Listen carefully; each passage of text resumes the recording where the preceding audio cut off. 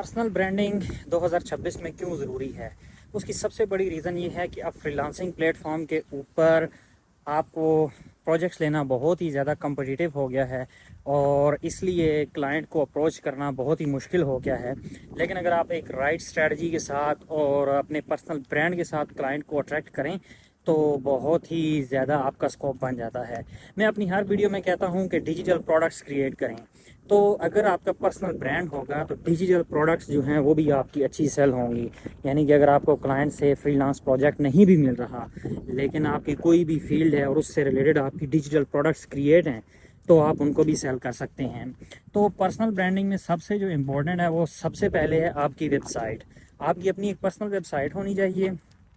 جس کے اوپر آپ کی اپنی سروسز آ رہی ہوں، آپ کے کام کی کیس اسٹڈیز آ رہی ہوں، اور اگر آپ نے کوئی پروڈکٹس کریٹ کی ہیں تو وہ آ رہی ہوں، تاکہ جب آپ کلائنٹ کو اپنا پورٹ فولیو شیئر کریں تو اس کو لگے کہ ایک پروفیشنل بندے سے میری ڈیلنگ ہونے لگی ہے، نہ کہ ایک جسٹ نارمل فری لانسر ہے جو کہ صرف اور صرف پرپوزل بھیج رہا ہے اور اس کے بعد جو ہے نا ہوپ کر رہا ہے کہ اس کو پروجیکٹ مل جائے گا۔ تو اگر ڈیجیٹل پروڈکٹس نہیں ہیں آپ کی تو پھر آپ کے لیے بڑا ہی مشکل ہے 2026 کے اندر سروائیو کرنا۔ اس کی ریزن یہ ہے کہ اب آن لائن انڈسٹری بہت زیادہ بڑھ چکی ہے اور آپ کو آن لائن سیلنگ کے اوپر اور آن لائن ارننگ کے اوپر بہت زیادہ فوکس کرنا ہوگا، instead of just selling your services on different freelancing platform. تو میں سمجھتا ہوں کہ پرسنل برانڈنگ ایک بہت ہی بڑی کی ہے ڈیجیٹل پروڈکٹس کو سیل کرنے کی، آپ کی سروسز کو سیل کرنے کی۔ اس کے لیے سب سے پہلے آپ جا کے کوئی بھی ویب سائٹ